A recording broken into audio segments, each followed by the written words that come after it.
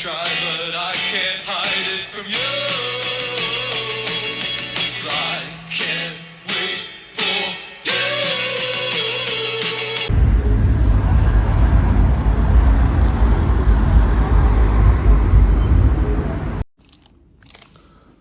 Let's get into it. So I got some delicious souvlaki as my first meal here in Athens, Greece tonight. It was like a storefront fast food joint.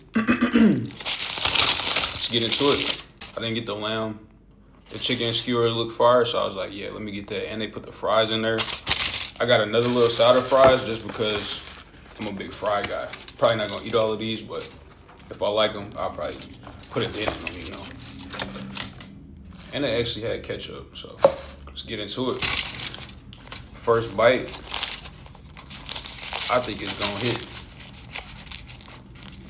I don't know what this white sauce is. I'm thinking it's like some type of like a mayo ranch, something like that. Like, let's see though.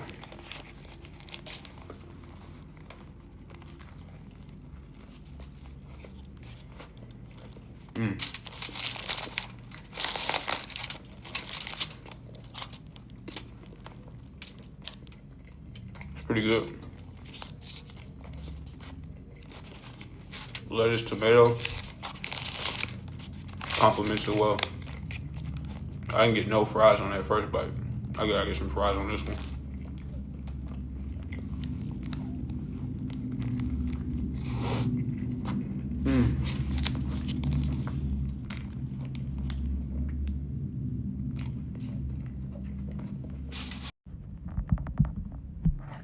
What up, y'all? So, GC reporting live from Athens, Greece, day one. Before I go to sleep, I just wanted to make this video kind of explaining the backstory as to why I decided to come to Athens. I know a lot of people are like, man, you going to Athens? Like, what's out there? Like, who you know out there?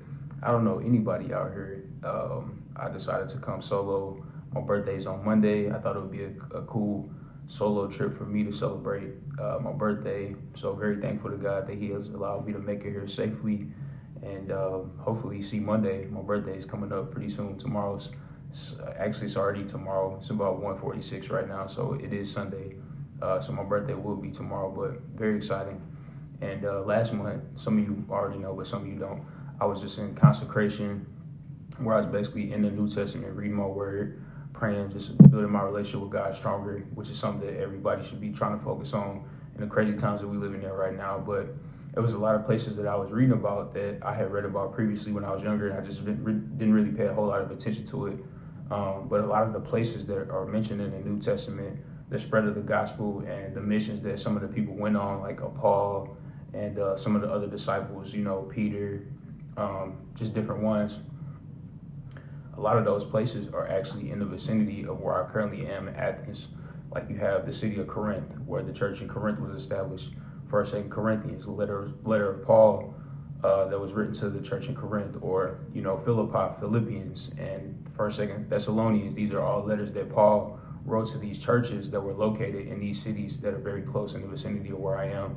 So, like I said, very thankful to be here, documenting my journey, and I'll actually be taking a boat to Patmos Island, which is a whole nother story. I'll probably get into that in a different video, but very excited to be here and be documenting this journey to share with you guys. So stay tuned.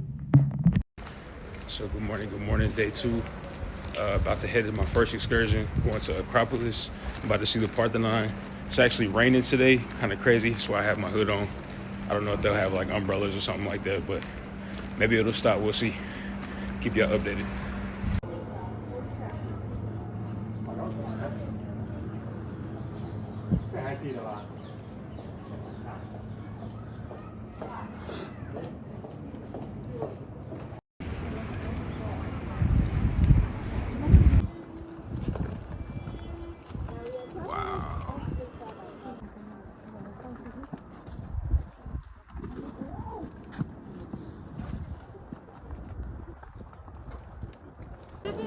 La conosco benissimo, lei carinissima, la adoro.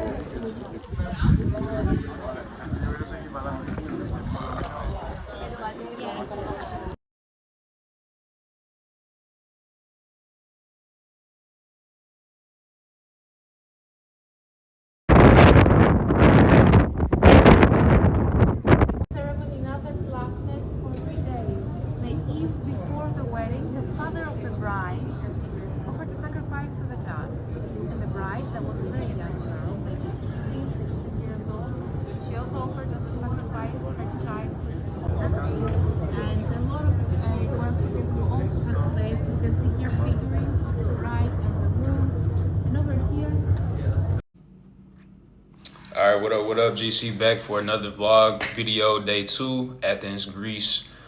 Today was a day of exploration. I was able to actually go on a guided tour with the lady who is originally from here, Athens, Greece. She's a historian, a teacher, prior to becoming a tour guide, but she took me as well as, I want to say, a group of maybe 22 more people besides myself to view Acropolis, the museum, as well as the Parthenon and a lot of other historical places here at the heart of Athens. And yeah, my mind is just like, so much history has taken place over the last 2,000 years. It's so hard to like wrap your mind around it. Just because, we're so young, it's like we've only experienced this much life. We feel like we've seen so much life in, 20 years, 30 years, and there's 2,000 years of historical events that have taken place before we even came along. And tying it into biblical context, one thing that was cool that I got to see was the rock that actually Paul spoke a message to the Greeks. Here, this would have been 50 CE, which was shortly after Jesus was crucified. I think Jesus was crucified in 33, so handful of years after that. Paul's on missionary trip spreading the gospel of Jesus Christ, the death, burial, resurrection for the sins of the whole world. He comes to Athens, actually, and he delivers a message to the Greeks here that were serving all of these false gods. As you guys know, it is the home to many gods, the Zeuses and all of these different figures, mythology, all those things, right? Paul comes here and delivers a message saying like, hey, what are y'all doing? And I felt like it'd be good for me to read it to you. So diving right in. So this is the Holman King James Study Bible. This is what it looks like. I'm currently turned to Acts chapter 17 that I said I was going to walk through with you guys because I wanted you to be able to have this visual that it actually shows, which is why I highly recommend it. This is first century Athens. This is what Paul would have been seeing walking in around 50 CE. And this area here, this is like the old age market area. Where I'm currently staying in Athens is like somewhere behind here. It could actually be within this vicinity the way this is depicted, but I actually had to walk 20 minutes to get to this area this morning, which is the Parthenon. You see the Parthenon back there. All of the historical areas and artifacts, buildings, structures, a lot of these are still intact, which is what I was able to see today. This rock here is called Areopagus. If you don't believe me, Google it. Paul actually delivered a message to the Greeks on this rock in the year 50 CE. And we're going to go ahead and just hop straight into the text. Verse 16, this is where he gives that sermon to the Athenians, which is in Athens. Now, while Paul waited for them at Athens, his spirit was stirred in him when he saw the city wholly given to idolatry. I want to pause right there. This is so accurate. Like, this is the word still being relevant, still being alive and active. This is why I want to like walk through this with you guys, is because, like, as you all know, there's a lot of other gods worshipped here in this country, in this city specifically. You have the Zeus and all of the mythology and things like that. So this is Paul literally talking against that to the people who lived here at the time and sharing with them the gospel of Jesus Christ. So I'm not going to read all of this, but at your convenience, I highly recommend that you would hop into the book. So yeah, like I said, I would just highly recommend copping this guy. If you're a person that's really trying to grow in your faith walk, your walk with God, strengthen that, and just learn a lot. I've been learning a lot, and there's still more to learn. Like this book, it's not the first time I've read this, but there's so much in here to unpack. And as you read it and you meditate on it, God, the Holy Spirit, will start revealing more stuff to you. At least I'm a witness of that. I believe that. I don't know what you believe, but just wanted to encourage somebody, and just say like the word is alive and active. Even 2,000 years later, these writings are thousands of years old, and we still see that the things that are in here are still happening. It's about the past, the present, which we're currently in, and the future. And the word ties all of that together. So day 2, excited to go to Patmos Island. Day 3, which will be tomorrow. I'll be leaving tomorrow evening, hopping on a ferry. Praying for safe travels for that. But excited for the rest of my trip, and yeah, keep you guys updated.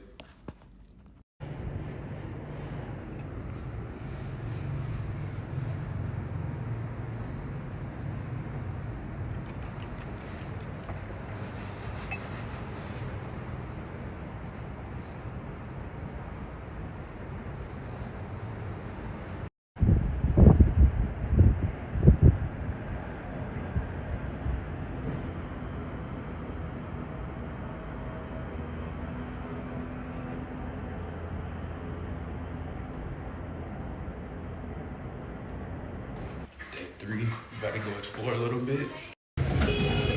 You use sample chips, guys.